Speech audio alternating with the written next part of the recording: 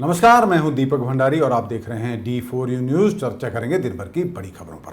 पंजाब के विजिलेंस विभाग की ओर से सरकार को पत्र लिखकर कुछ अधिकारियों से पूछताछ करने की अनुमति मांगी गई है। कहा जा रहा है कि इन अधिकारियों की लिस्ट बड़ी लंबी चौड़ी है। 132 ऐसे बड़े अधिकारी हैं जिनसे विजिलेंस पूछताछ करना चाह रही है ताकि यह पता लगाया जा सके पंजाब में पिछली सरकारों के दौरान हुए भ्रष्टाचार में इन अधिकारियों की क्या भूमिका रही और नेताओं की भूमिका क्या रही। जिस तरह से आम आदमी पार्टी की सरकार ने पंजाब में भ्रष्टाचार के खिलाफ मुहिम चला रखी है, उसमें कई नेता और अधिकारी भी पकड़े जा चुके हैं। कई पूर्व कैबिनेट मंत्रियों पर गिरफ्तारी की तलवार भी लटक रही है। जंगलात विभाग के मंत्री साधु सिंह धर्मसोत पकड़े जा चुके हैं, जिन पर आरोप है कि उन्होंने पेड़ों की कटाई के बदले में 500 रुपया प्रति पेड़ रिश्वत ली। एक पेड़ को पलने में कितना समय लगता है और हमारे ये नेता हैं, चंद पैसों के लिए उन्होंने ये बेशकीमती पेड़ कटवा दिए। अधिकारी भी पीछे नहीं रहे, उन्होंने भी मोटा माल कमाया। मंत्री हमेशा ही ये बहाना बनाकर बच जाते थे कि उनके पास अधिकारी जो भी फाइल लेकर आते थे वह उस पर मात्र साइन कर देते थे, लेकिन सच तो यह है मंत्री ही तबादलों के लिए मोटे पैसे लेते रहे हैं। जहां पर भी परचेज हुई उसमें भी भारी गड़बड़ियां पाई गई। कोरोना काल के दौरान हुई खरीद में भी भारी घपलेबाजी सामने आई है। ऐसा कहा जा रहा है कि 30 रुपए की चीज को 1800 रुपए में खरीदा गया। विजिलेंस का मानना है कि यदि अधिकारियों से पूछताछ की जाती है तो बहुत कुछ सामने आ सकता है। इससे पहले भी विजिलेंस की ओर से 2 पूर्व कैबिनेट मंत्रियों और 3 पूर्व IAS अधिकारियों से पूछताछ करने की अनुमति मांगी जा चुकी है। जानकारी के मुताबिक पंजाब के चीफ सेक्रेटरी VK जंजुआ ने विभिन्न विभागों के अधिकारियों को पत्र लिखकर आदेश भी जारी कर दिए हैं कि विजिलेंस की ओर से पूछताछ के लिए जिन अधिकारियों के नाम मांगे गए हैं उन्हें अनुमति दी जाए कि विजिलेंस उनसे पूछताछ कर सकती है।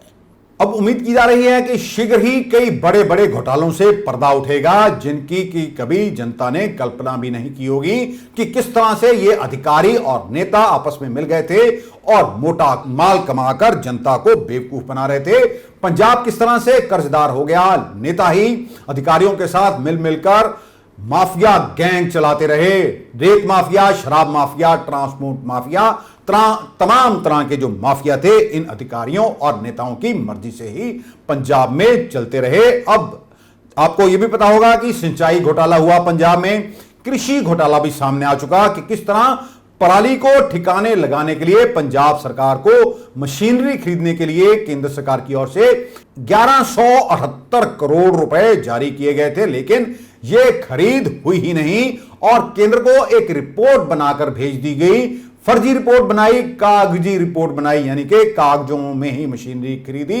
इस रिपोर्ट में लिखा गया कि आपकी ओर से भेजे गए 1178 करोड़ रुपए की मशीनरी खरीद ली गई है, पूरा पैसा इसमें खर्च कर लिया गया है। इस मशीनरी की खरीद पर जो सब्सिडी दी जानी थी वह भी ये सच सामने आ रहा है कि बार बार अपनों में ही बांट दी गई।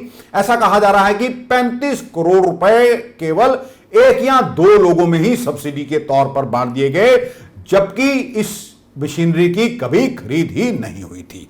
अब मामले की जांच ED भी कर रही है और तो और इस फर्जी मशीनरी की खरीद का पूरा लेखा जोखा बनाकर केंद्र सरकार को भेज दिया गया कि आपने जो पैसा पराली को ठिकाने लगाने के लिए भेजा था, जो मशीन खरीदी जानी थी, उसे पूर्ण तौर पर प्रयोग कर लिया गया। ये हम नहीं कह रहे कि तमाम अधिकारी और नेता भ्रष्ट हैं, लेकिन अधिकांश ऐसे हैं जिन्हें केवल माल कमाने से सरोकार है। चंडीगढ़ के आसपास बेशकीमती जमीनों पर इन्हीं अधिकारियों और नेताओं का कब्जा है। हम नहीं कह रहे, ये मंच से नेता एक दूसरे पर ही आरोप लगाते रहे हैं। क्या सरकार इन जमीनों को खाली करा पाएगी, ये तो आने वाला समय ही बताएगा। लेकिन जिस तरह से पंजाब में मची लूट अब धीरे धीरे सामने आ रही है कि किस तरह नेता और अधिकारी मिलकर माल कमाते रहे, इन्हें जनता से कोई सरोकार नहीं था। कि पहली बार ऐसा हुआ है कि आम आदमी पार्टी को पंजाब में सरकार बनाने का मौका मिला,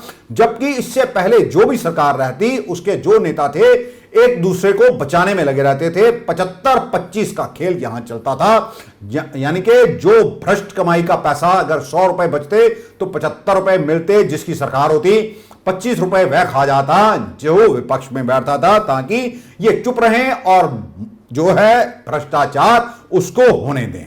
अब आम आदमी पार्टी के मंत्रियों और अधिकारियों व तमाम नेताओं को उन भ्रष्ट व लालची अधिकारियों से, चापलूसों से भी सतर्क रहने की जरूरत है जो पहले पूर्व सरकार के मंत्रियों के साथ लगे रहे और उन्हें हर रास्ता बताते रहे कि आपको किस तरह से भ्रष्टाचार करना है, किस तरह से पंजाब में लूट करनी है। यदि आम आदमी पार्टी के नेता और मंत्री ऐसा नहीं करेंगे और वह इन्हीं अधिकारियों के जाल में फंस जाएंगे तो फिर वह दिन दूर नहीं, यह भ्रष्ट अधिकारी आम आदमी पार्टी के मंत्रियों को भी अपने सांचे में ढालने में अधिक समय नहीं लगाएंगे, क्योंकि ये वही लोग हैं ये जो कि पहले भी सरकार में रहते तो जो भी मंत्री होता उसके पास चले जाते और लूट मचाते और मंत्रियों को ही बताते कि आपको किस तरह पैसा कमाना है। जेल में बंद पूर्व कैबिनेट मंत्री साधु सिंह धर्मसोत की मुश्किलें एक बार फिर बढ़ने जा रही हैं।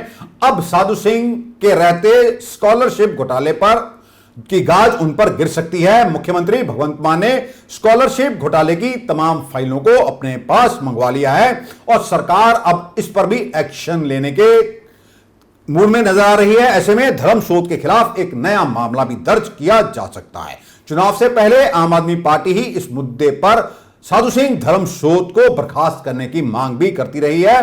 पंजाब में केंद्र की मदद से एससी स्टूडेंट को पोस्ट मैट्रिक स्कॉलरशिप दी जाती है। साधु सिंह धर्मसोत कैप्टन अमरिंदर सिंह के मुख्यमंत्री रहते पंजाब सरकार में सामाजिक सुरक्षा मंत्री थे। उन पर आरोप लगे थे कि स्कॉलरशिप बांटने में भारी धांधली उनकी ओर से की गई है। 69 करोड़ रुपए बांटने का कोई रिकॉर्ड ही नहीं मिला था और शक जताया जा रहा था जो कॉलेज हैं ही नहीं उनके नाम पर भी रकम हड़प कर ली गई। यही नहीं, जिन कॉलेज यूनिवर्सिटियों से 8 करोड़ रुपए वसूलने से उन्हें भी यह पैसा वसूलने की बजाय 16 करोड़ 91 लाख रुपए जारी कर दिए गए।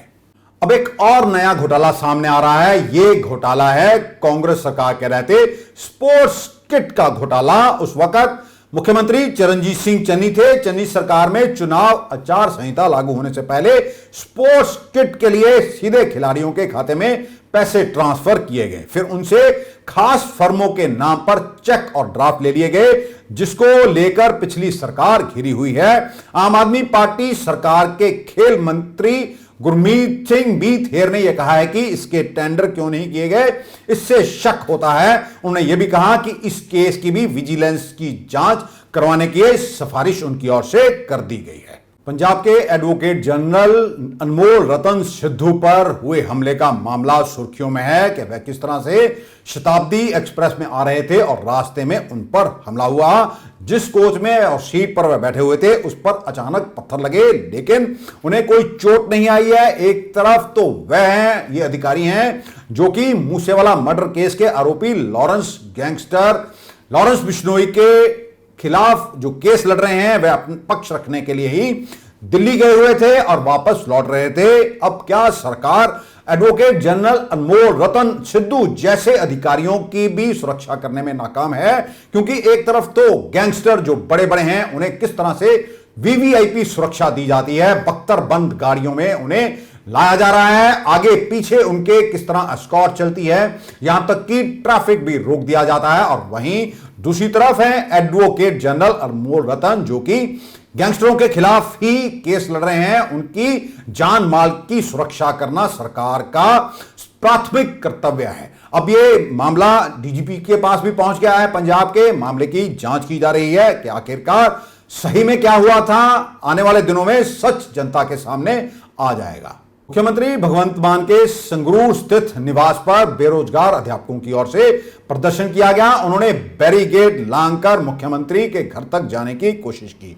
यह देखकर पुलिस ने भी उनके साथ धक्का मुक्की की। इस दौरान एक बेरोजगार अध्यापक बेहोश हो गया, ऐसी खबरें भी सामने आ रही हैं। प्रदर्शन कर रहे बेरोजगारों ने कहा कि हमें रोजगार दो या फिर हमें गोली मार दो। रोड रेस केस में पटियाला जेल में 1 साल की कैद काट रहे पूर्व क्रिकेटर और पंजाब सरकार में कैबिनेट मंत्री रह चुके नवजोत सिंह सिद्धू अपने व्यवहार के कारण एक बार फिर सुर्खियों में हैं। उनके साथ बैरक में बंद कैदियों ने सिद्धू पर आरोप लगाए हैं कि वह उनसे तू तू करके बात करते हैं। इसकी शिकायत भी जेल प्रशासन को कर दी गई है। वहीं सिद्धू का जो जवाब आया है उसमें यह कहा है कि इन कैदियों ने उनके कार्ड से बिना बताए ही खरीदारी की। हालांकि हालात को देखते हुए जेल प्रशासन ने नवजोत सिंह सिद्धू के साथ बंद कैदियों की बैरक को बदल दिया है। लुधियाना में बुधवार को हल्का दक्षिणी में एसीपी ज्योति यादव घरों में रेड करने के लिए पहुंची। इस बात का पता जब आम आदमी पार्टी के विधायक राजेंद्र पाल कौर छीना को लगा तो वह मौके पर पहुंची और उन्होंने एसीपी ज्योति यादव से पूछा कि आप किससे पूछकर उनके इलाके में रेड करने के लिए आई हैं। यदि रेड करनी है तो कम से कम एक बार हल्का विधायक से संपर्क तो कर लेते। विधायक ने यह भी कहा, पुलिस हल्के में रेड करनी आई है, यह अच्छी बात है, लेकिन हल्के के विधायक को इस बात का पता जरूर होना चाहिए। वहीं ज्योति यादव का यह कहना है कि उन्हें यहां पर रेड करने के लिए सीपी यानी कि कमिश्नर ऑफ पुलिस की ओर से भेजा गया है, इसलिए यहां पर सर्च अभियान चलाया जा रहा है। पंजाब में कलेक्टर रेट बढ़ाने की तैयारी कर ली गई है। इसी को लेकर आज बठिंडा में प्रदर्शन भी किया गया, जिसमें पूर्व केंद्रीय मंत्री हरसिमरत कौर बादल विशेष तौर पर पहुंची थी। उन्होंने कहा कि सरकार लोगों के साथ अन्याय कर रही है। इस तरह यदि कलेक्टर रेटों में कई गुना इजाफा कर दिया गया तो लोगों के कारोबार ठप हो जाएंगे। आज इत्थे बठिंडे शहर 'ਚ ਜਿਹੜੇ ਪਿਛਲੇ 3 ਦਿਨਾਂ ਤੋਂ ਸਾਡੇ ਰੀਅਲ ਏਸਟੇਟ ਭਰਾਵਾਂ ਦਾ ਉਹਨਾਂ ਦਾ ਧਰਨਾ ਚੱਲ ਰਿਹਾ ਹੈ ਕਿ ਇਹ ਸਰਕਾਰ ਨੇ ਇੱਕਦਮ ਹੀ ਜਿਹੜੇ ਕਲੈਕਟਰ ਰੇਟ ਹੈ ਉਹਨੇ ਵਧਾਤੇ ਕਿ ਇਹਨਾਂ ਦੇ ਨਾਲ ਸਰਾਸਰ ਨਜਾਇਜ਼ ਧੱਕਾ ਹੀ ਨਹੀਂ ਹੋ ਰਿਹਾ।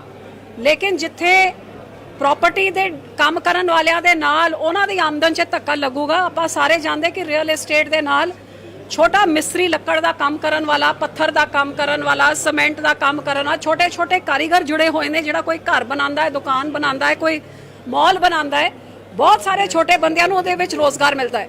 लेकिन अज जिहो जे कलैक्टर रेट 500 गुना 600 गुना वधा के इन्हां दा काम नूं ठप करन दा सरकार ने शुरुआत की है, जिहदे करके पिछले 3 दिनों तो धरने 'ਚ बैठे हुए ने।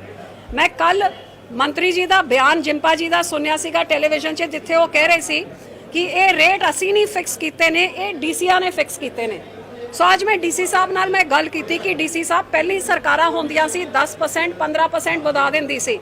अज तुहाडी सरकार दी की मजबूरी हो गई कि 4 महीनों 'ਚ 3 महीनों 'ਚ 10,000 करोड़ का कर्जा भी पंजाब दे उत्ते चाड़ता ते हुण लोकां नूं करजाई उन्हां दी जेबां तो पैसे कड्ढण वास्ते एकदम 500% तुसीं कलैक्टर रेट भी वधा रहे हो, जिहदे करके रजिस्ट्रियां भी वधणगीਆਂ, स्टैंप ड्यूटी भी वधूगी, लोकी औखे होणगे। उन्होंने डीसी साहब ने मैनू आ कहा है कि सानू उपरों हुक्म आए ने, जिहदे करके उन्होंने मैं बेनती की है कि लोगों की भावनावां सरकार ताईं पहुँचाण। जब मंत्री जी कह रहे कि डीसी ने फैसला करना है तो इन्हां लोगों के नाल की धक्का हो रहा है, 500-600% के नाल इन्हां दा की नुकसान हो रहा है। वो एक चिट्ठी 'ਚ ये डीसी साहब नूं लिख के भेजन ते डीसी साहब तुसीं अपनी सरकार ताईं पहुँचाओ ताकि ये कलैक्टर रेट जिहड़े हमेशा 10-15% वाधे सी उहनूं दोबारा उन्ना ही किया जाए, ना कि इस तो वध। लोग इस गल वास्ते भी सहमत है कि 15 की जगह तुसीं 20 कर लो। डीसी साहब कहते असीं 50% तो ज़्यादा किते वधाया ही नहीं है। लेकिन जेडे लोग इत्थे धरने 'ਚ बैठे ने, जे कोई तकलीफ नहीं होंदी तो उन्होंने 3 दिन धरना मारन की लोड़ नहीं पैंदी। सो वो चिट्ठी लिख के डीसी साहब नूं भेजणगे। मैं डीसी साहब नूं बेनती की है सरकार नूं जगाउण, जिहड़े होर कम्मां 'ਚ किन्ने 'ਚ मसरूफ ने। अज पंजाब दे कोल एक मुख मंत्री तो पंजाब का हैगा, चलो नवा विआह होया शायद मसरूफ ने, लेकिन एक सुपर सीएम भी आ गया हैगा हुण तां राघव चड्डा, ते एक तीजा केजरीवाल, 3 मुख मंत्री बैठे ने ते पंजाब नूं कल्ले करजाई करके लोकां नूं कंगाल करन दा काम नहीं करन, लेकिन इन्हां दी दुख तकलीफां भी 3 गुना सुनिया जानी चाहिए।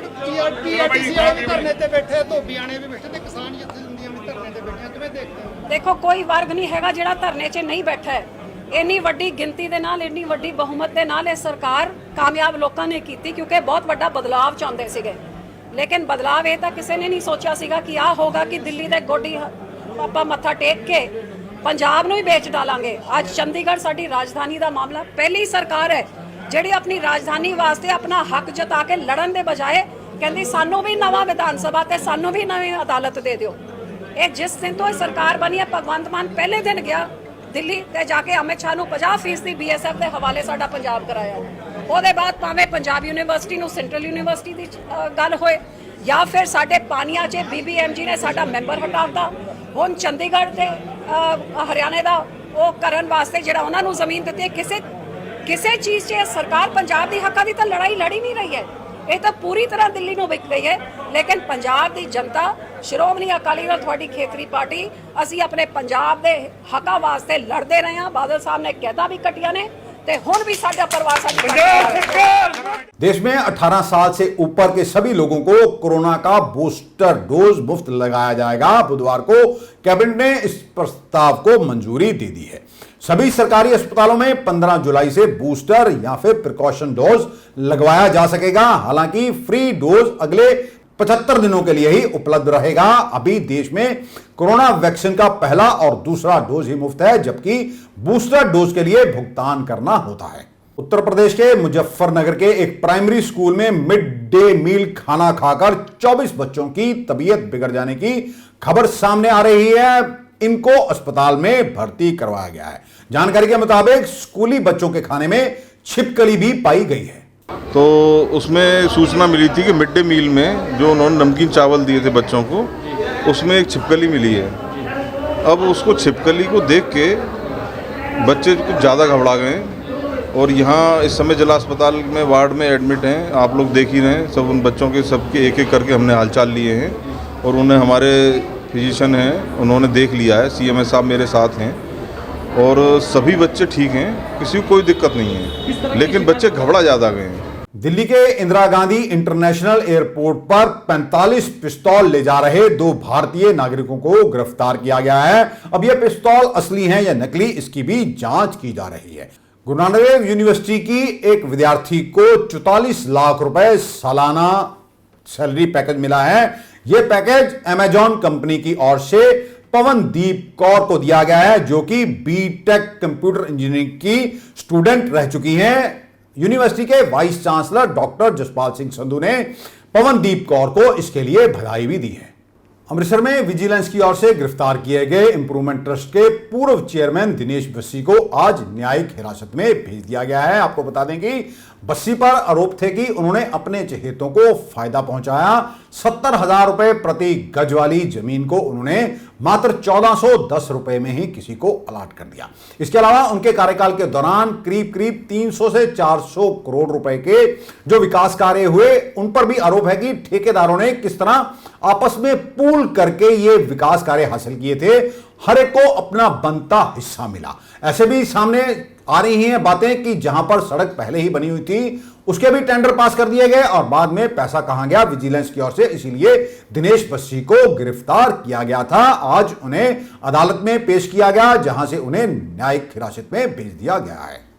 अब मुख्यमंत्री भगवंत मान की नजरें थाना इंचार्जों पर लग गई हैं। कई नेताओं की ओर से, आम आदमी पार्टी के विधायकों की ओर से थाना इंचार्जों की शिकायतें की गई हैं कि किस तरह से इलाके में गलत काम होता है और जानबूझकर थाने जो के प्रभारी होते हैं वह उन पर कार्रवाई नहीं करते हैं। इसी को लेकर आम आदमी पार्टी के मुख्य प्रवक्ता मलविंदर सिंह कंग ने कहा कि वह गंदी आदतें छोड़ दें, उनकी जांच शुरू हो चुकी है, वह आदत बदल दें वरना उनके खिलाफ सख्त कार्रवाई होगी।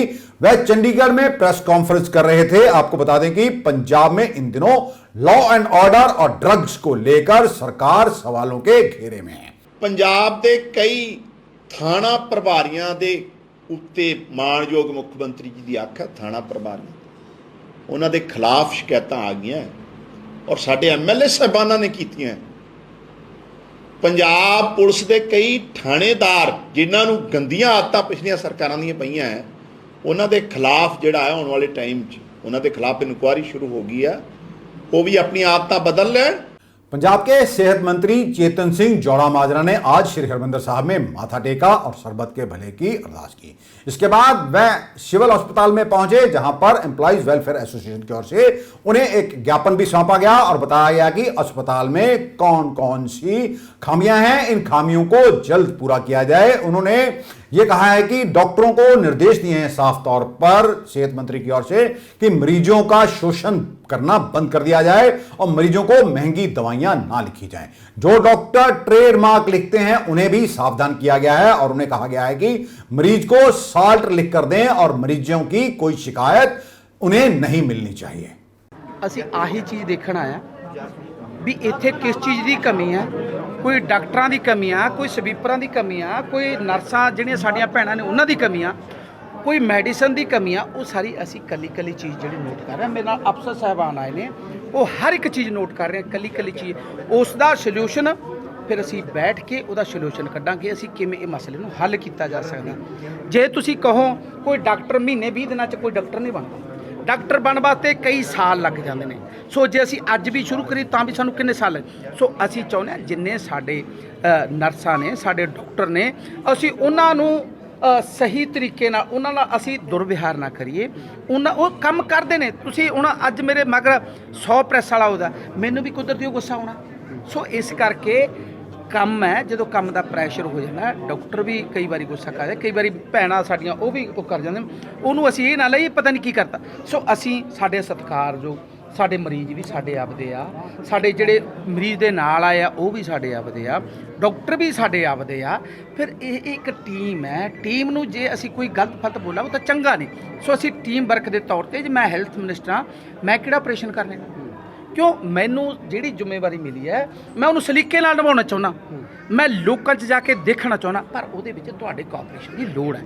ਤੁਸੀਂ ਜੇ ਕਿਤੇ ਮੈਨੂੰ 10 ਮਿੰਟ ਦੇ ਦਿਓ, ਮੈਂ ਸਾਰਾ ਹਸਪੀਟਲ ਵਿਜ਼ਿਟ ਕਰਕੇ, ਤੁਸੀਂ ਮੇਰੇ ਤੋਂ ਜੋ ਮਰਜ਼ੀ ਪੁੱਛੀ ਜਾਏ। ਸੋ ਇਸ ਕਰਕੇ ਮੇਰੀ ਬੇਨਤੀ ਆ, ਜੇ ਮੈਨੂੰ ਤੁਸੀਂ 10 ਮਿੰਟ ਦੇ ਦਿਓ, ਬਾਅਦ 'ਚ ਜਿੰਨੇ ਮਰਜ਼ੀ ਸਵਾਲ ਸਾਹਿਬ ਇੱਕ ਸਵਾਲ ਲਓ ਜੀ। ਦੇਸ਼ ਦੀ ਪਹਿਲੀ ਜਨ ਔਸ਼ਧੀ ਅੰਮ੍ਰਿਤਸਰ ਸਿਵਲ ਹਸਪੀਟਲ ਦੇ ਵਿੱਚ ਗਈ। ਓਕੇ, ਪਿਛਲੇ 1 ਸਾਲ ਤੋਂ ਬੰਦ ਪਈ। ਠੀਕ ਹੈ ਉਸ ਸਮੇਂ ਕਦ ਤੱਕ ਖੁੱਲਣ ਦੀ ਸਰ ਦੇਖੋ, ਮੇਰੀ ਕੋਸ਼ਿਸ਼ ਹੈ ਜੋ ਵੀ ਕੋਈ ਕਿਸੇ ਦੇ ਕੋਈ ਇੱਦਾਂ ਦੇ ਹੈਗਾ, ਜੋ ਮੇਰੇ ਧਿਆਨ 'ਚ ਆ ਰਿਹਾ, ਉਸ ਤੇ ਜਿੱਦਾਂ ਦੀ ਵੀ ਹੈਗੇ ਅਫਸਰ ਸਾਹਿਬਾਨ ਨਾਲ, ਸਾਡੇ ਮੁੱਖ ਮੰਤਰੀ ਭਗਵੰਤ ਮਾਨ ਜੀ ਨਾਲ ਸਲਾਹ ਮਸ਼ਵਰਾ ਕਰਕੇ ਉਹਨੂੰ ਜਲਦੀ ਪਟੜੀ ਤੇ ਲੈ ਕੇ ਆਉਣ ਦੀ ਕੋਸ਼ਿਸ਼ ਹੈ। ਇੱਕ ਸਵਾਲ, ਜਿਹੜੇ ਦਵਾਈਆਂ ਪਰਚੀ ਦੇ ਉੱਪਰ ਲਿਖੀਆਂ ਜਾਂਦੀਆਂ, ਅੰਦਰੋਂ ਘੱਟ ਮਿਲਦੀਆਂ, ਬਾਹਰੋਂ ਜ਼ਿਆਦਾ ਮਿਲਦੀਆਂ ਜੀ। ਦੇਖੋ, ਜਿੰਨੀ ਸਾਡੇ ਲਈ ਮੈਡੀਸਨ ਹੈਗੀ ਆ, ਹੁਣ ਮੈਡੀਸਨ ਇਹ ਨਹੀਂ ਹੈ ਵੀ ਅੱਜ ਆਰਡਰ ਦਿੱਤਾ ਦੂਜੇ ਦਿਨ ਮੈਡੀਸਨ ਆ ਗਈ। ਮੈਡੀਸਨ ਜੇ ਅੱਜ ਆਰਡਰ ਕਰੀਏ ਤਾਂ ਵੀ ਉਹਦਾ 6-7 ਹਫ਼ਤਿਆਂ ਦਾ ਜਿਹੜਾ ਪ੍ਰੋਸੈਸ ਹੈ, ਇੱਕ ਉਹਦੇ ਵਿੱਚ ਦੀ ਉਹਨੇ ਗੁਜ਼ਰਨਾ, ਜੋ ਸਿਸਟਮ ਹੈ ਉਹਦੇ ਵਿੱਚ ਦੀ ਗੁਜ਼ਰਨਾ।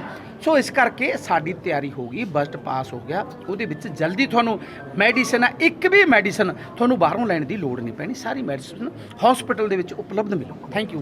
मेरे इसके बाद उन्होंने गुरु नानक देव अस्पताल का भी दौरा किया, जहां पर उन्होंने अधिकारियों के साथ बैठक की। इस दौरान आयुष्मान की दवाइयां जो मिल रही हैं, आयुष्मान के तहत जो मरीज भर्ती होते हैं गुरु नानक देव अस्पताल में, उनसे कैसे लूट की जाती है, किस तरह उनसे दुकानदार ही लूट कर रहे हैं। उन्हें सामान तो दिया जाता है लेकिन बिल नहीं दिया जाता। यह मामला भी जब सेहत मंत्री चेतन सिंह जौड़ा माजरा के समक्ष आया तो उन्होंने इसे लेकर प्रिंसिपल से सवाल किया और कहा कि आप यहां पर क्या कर रहे हैं, आगे से उन्हें इस तरह की शिकायतें नहीं आनी चाहिए। उनके पास यह शिकायत भी पहुंच गई है कि कुछ यहां पर जो दुकानदार बैठे हुए हैं वह सालों से बैठे हुए हैं, जबकि उनका ठेका खत्म हो चुका है और मामला कोर्ट में चल रहा है। उन्होंने अधिकारियों से यह कहा है कि आखिरकार कोर्ट में ये अपने केसों की पैरवाई क्यों नहीं कर रहे हैं। आज के लिए बस इतना ही। कल आपके समक्ष फिर हाजिर होंगे, तब तक के लिए नमस्कार।